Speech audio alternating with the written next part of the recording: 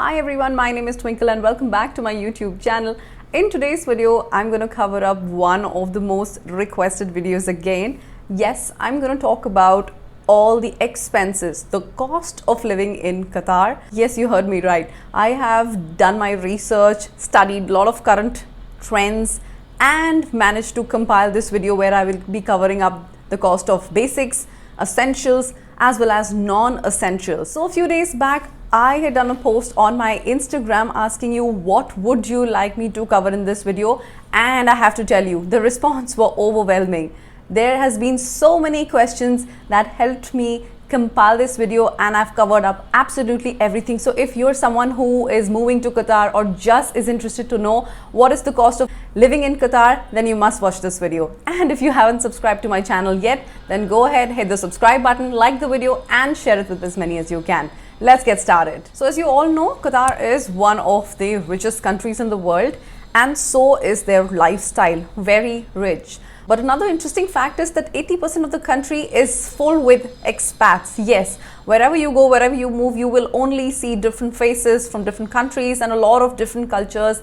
Diversity is one of the great USPs of that country, which means that you can find absolutely anything and everything in that country. Having said that, since there are a lot of other nationalities staying in that country, there are a lot of people earning different kinds of incomes and having different kind of lifestyles. So it wouldn't be wrong to say that your lifestyle is dependent upon your background and your preferences and obviously how much would you want to spend, which comes down to your salary. Therefore, your salary is one of the major factors that decides what is going to be your cost of living. So you could be buying a meal for €1 or you could be buying it for 200 to 300 euros depending upon where you dine and how much you want to spend. But rest assured, there are things for all kinds of people and all kinds of spending capacities.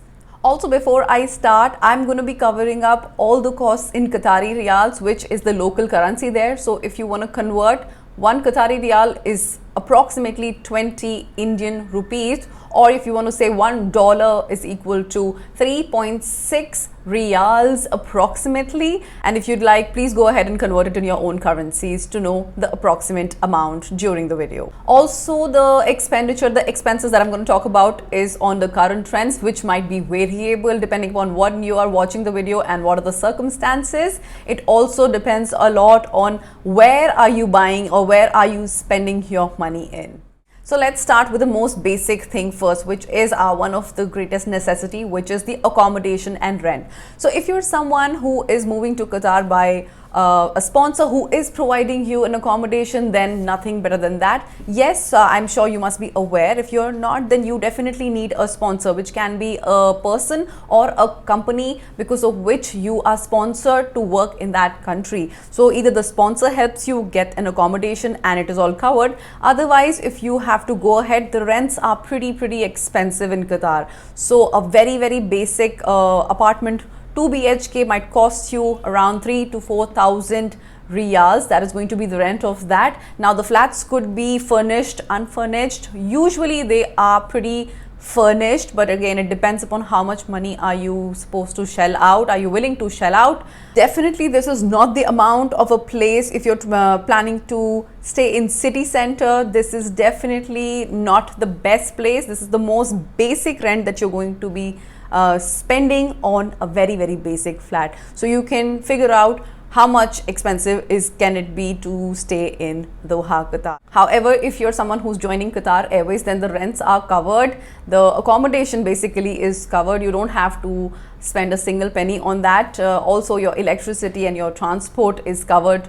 To and from the office is covered. If you're joining as an employee of Qatar Airways, as a cabin crew or any other department also, depending upon what role you're into, your rents, your accommodations are basically covered. You don't have to spend a single penny on that. Also, your transport and electricity, gas is also covered. If you want to know what all is provided as a part of Qatar Airways welcome pack, then you might want to check out this video where I covered everything pertaining to what will you get in a flat. And if you want to check out what kind of accommodations, then you can check out this video of mine where I've talked about my own apartment when I was staying in Qatar. There were also a few questions of people who were asking me what about layover. So if you're joining as a cabin crew in Qatar Airways, the layover expenses are something that you have to take care of. However, the costs of the hotels is provided by the company, is sponsored by the company. You don't have to take care of that because you are still on duty. So the cost of accommodation or hotels outside is covered, but the expenditure which is off duty, for example excursion, or if you're going sightseeing, the food that you have to get is your own expenditure. Sometimes the buffets are included, but most of the times you have to take care of that. Don't worry, you also get allowances for layovers that pretty much covers the cost of your layover. The next thing that I'm going to talk about, the electricity rates. So electricity is also dependent upon what sponsors you have. If you're joining again a company that covers it in the accommodation, well and good. Otherwise, the price of gas is not that much.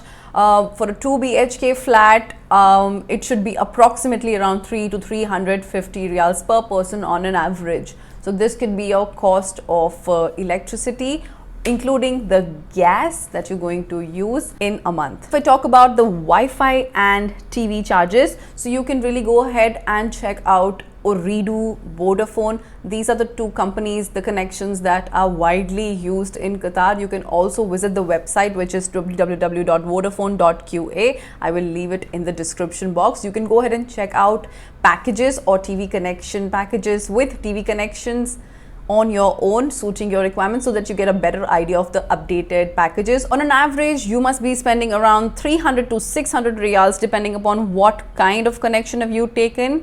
And if you are planning to get it in your phone, something around 150 riyals. Go ahead and check the website for the rates which are suiting your pocket and the package that you would like. There's also something called pocket Wi-Fi that also can cost you somewhere around 220 Qatari riyals.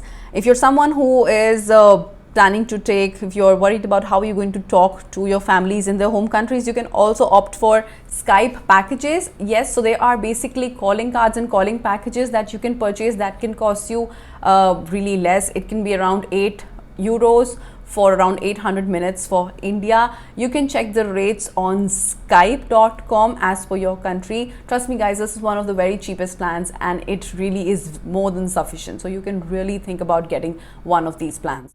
Let's talk about the transport part now. So as I already told, transport in most of the companies is covered, but depending upon who your sponsor is, your transport might not be covered. So I'm going to just cover up the basic prices of public transport there. Transport is really cheap. So there are a few options like taxi, bus, metro, and I would like to say here that walking is not something that is a fashion out there in Doha, Qatar. First, that it is very hot, and second, because gas and petrol is really cheap, everybody prefers to go around in cars. So there's not a lot of people that you'll see walking around.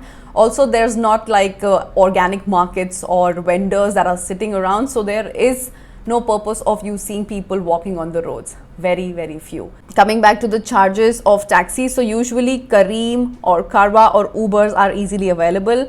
The taxis, the minimum amount that you need to spend is 10 Qatari riyals, and even if you go around the city, 40 to 50 riyals are mostly the maximum amount that you're going to be spending in a taxi, which is absolutely not like Dubai. Dubai is huge as compared to Qatar, so going from one place to the other might cost you 60 dirhams, 70 dirhams, which is normal there. However, in Qatar, mostly 35, 40, 50 riyals is the max that you're going to be spending anywhere if you go. Doha is not that big. Talking about the metros, which is a new thing now, there is a standard and a gold card that you can get, a ticket that you can get, which is as low as starting from 2 Qatari riyals, or if you buy a first class gold ticket, which is Qatari 10 riyals, and it depends upon the routes that you want to take. Bus is also very cheap, so it will cost you around 3 to 4 Qatari riyals if you're traveling within Doha, or 4 to 10 riyals if you're traveling outside Doha. Talking about the auto rickshaw and rickshaw parts, there is none. Also, there are smart cards for buses. If you want to go ahead sometime for a long term or monthly, smart cards can cost you around 30 Qatari riyals. and a 24 hours validity card can cost you 10 Qatari riyals. So you can buy things according to your convenience and your preference. If you're someone also who's planning to buy a car or have a driving license, then I've also covered that. So depending upon your nationality and depending upon what country's license do you have, you might be allowed to convert it into a Qatari license, which can be checked on the website. I might leave the link for that in the description box. If you're not one of those, your nationality or your current driving license also decides whether you are going to have a test or whether you're going to have to take a full course or half course to learn how to drive and then apply for driving license. Having all of that said, you still need permission from your sponsor or your company if you can, whether you can apply for a driving license or not. So an NOC is definitely required.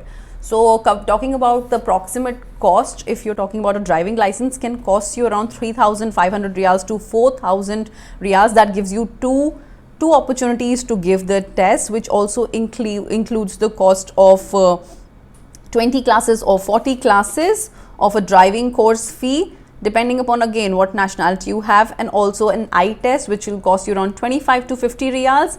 The course fee for 20 days is around 2,600 to 2,800 riyals, and a 40-day course would cost you around 3,750 riyals.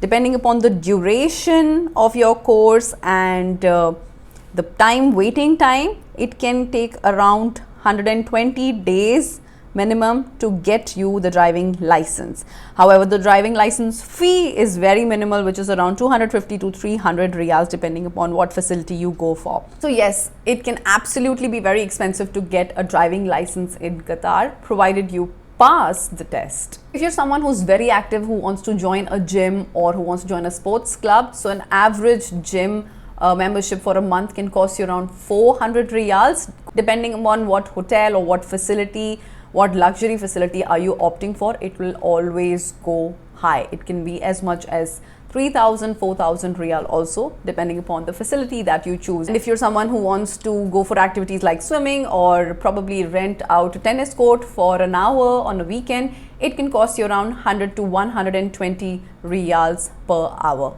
Talking about the nightlife, clubs and partying, it also depends again what type of place are you going for. There are usually memberships that you can buy for. It can cost you around 200 to 400 riyals and give you a membership for 2 to 3 months or 6 months, depending upon what place are you going for. The drinks can cost you from somewhere around 45 riyals to as much as 200 riyals, depending on what drinks do you choose, and obviously where are you having these drinks. Another very important thing that I'd like to add here is alcohol is not something that is very freely available in Doha, Qatar. It is very, very regulated and you need to have a license for that. However, if you're someone who's thinking that I would just grab a bottle of beer or wine just around the corner in a cafe or a street bar, that's not really possible. You have to go in a 5-star luxury hotel, and then their lounge or bar can only serve you alcohol. So you have to go to a certain place. It's not like the other places that you can just go out and have a drink. But if you're a cabin crew, again, it comes with a lot of perks and discounts. Usually cabin crew gets a lot of discount, 30%, 50%, sometimes absolutely free, 2 drinks, 3 drinks. There are crew nights, there are ladies nights,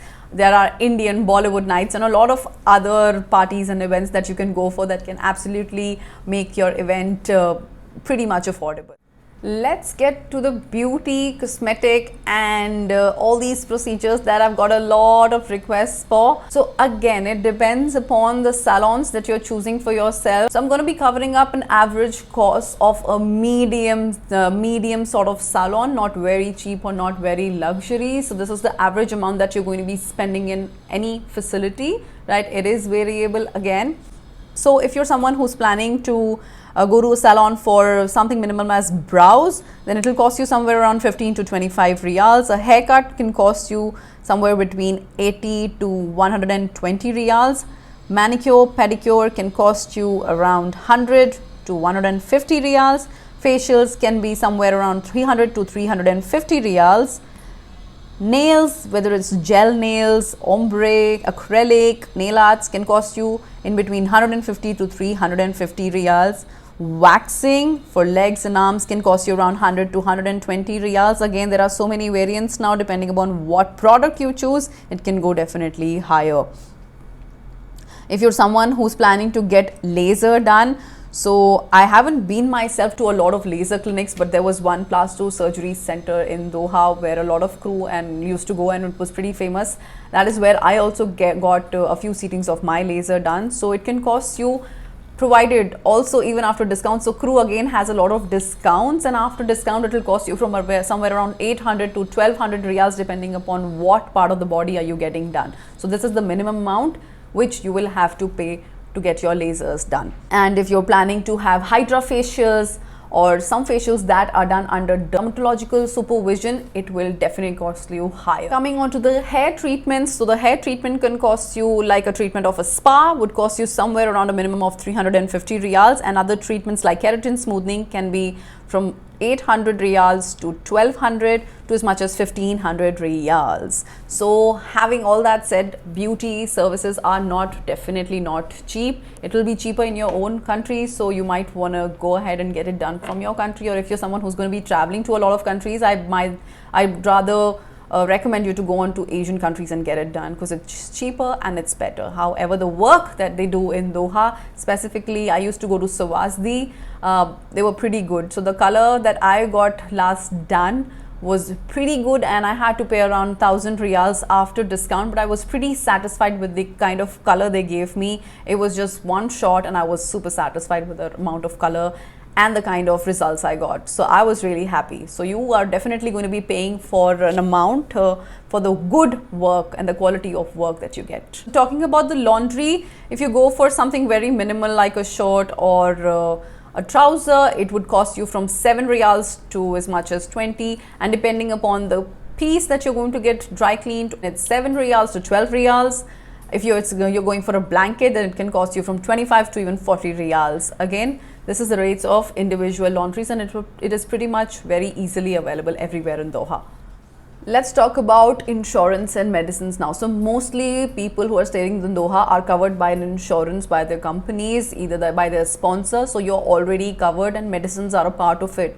But if you want to buy a medicine that is not covered by your sponsors or by your insurance, medicines are not really cheap. I'd say not as effective as you think you might have. So I would definitely ask you to get it from your own country or wherever you're traveling. But medicines can be a little bit cheaper. I haven't bought a lot of medicines, so I'm not really sure about the prices here, specific prices, but mostly your medicines would be covered and you will always have heaps of medicines with you. So I'd rather say donate it if you don't need it. One more thing that I would like to highlight here is dental and eye checkups are comparatively expensive if they are not covered in your insurance. So if you are someone who's planning to buy lenses, contact lenses or spectacles, minimum charge of 700 riyals to 800 riyals is something that you can think of spending.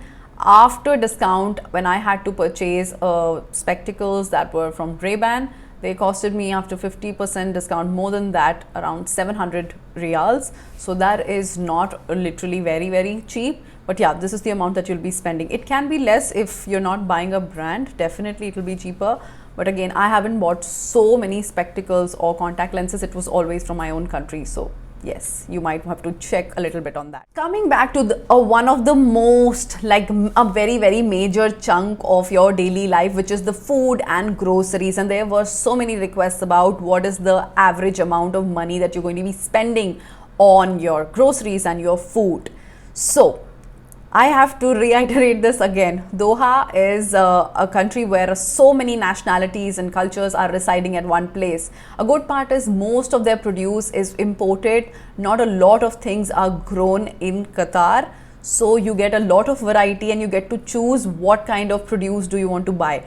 So your rates and your purchase, your expenditure might also vary according to the product that you choose. So for example, if you're choosing to buy tomatoes from local produce, which is organic and fresh, they might be cheaper. So if you plan to buy produce from Mexico, it might cost you a higher rate, as much as 3 to 4 times higher than the normal rates. So you have to check out where you want to buy your stuff from. So as I mentioned, it could be cheap and it could be very, very expensive, depending upon how smart are you in buying your fresh veggies and fruits. Having said that, there are a few places where there are organic markets and weekend markets where you can buy your fresh produce, where the products would be very fresh, your fruits and vegetables would be very fresh, they are locally grown and they are cheaper and better. If you get to go there, you can buy it for very, very cheap. However, if you choose to buy tomatoes from Mexico, potatoes from Italy, then your things would be definitely expensive. I have included an average rate of a few things. Let's look at this slide, which is coming up next now. There are quite a few options like Carrefour, Spinneys, Almira, Lulu Store. There are huge hypermarkets where you can buy from a pin to an airplane anything, literally everything under one roof.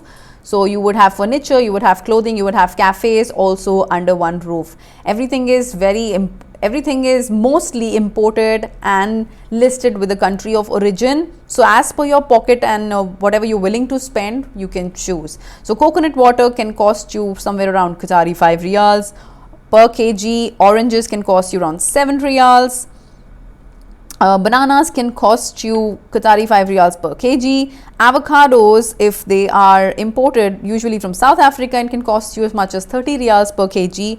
Onions, according to origin, can cost you around 5 to 8 riyals per kg. Water is very cheap. A pack of 6 bottles would cost you only 7 riyals. Milk, a liter bottle of milk would cost you 6 riyals. A pack of 2 kg yogurt would cost you around 10 riyals. Almond milk will cost you 13 riyals. Salami 80 grams will cost you 14 riyals. Eggs, a pack of 15 eggs will cost you 13 riyals or 20 riyals or 25, again depending upon brown eggs or whatever the pack of eggs you are choosing to buy. A cereal box would be as much as 15 to 20 riyals. Broccoli 1 kg could be as much as 8 riyals if it's grown locally, but if you choose to buy it an imported product, then it can go up as much as 25 riyals.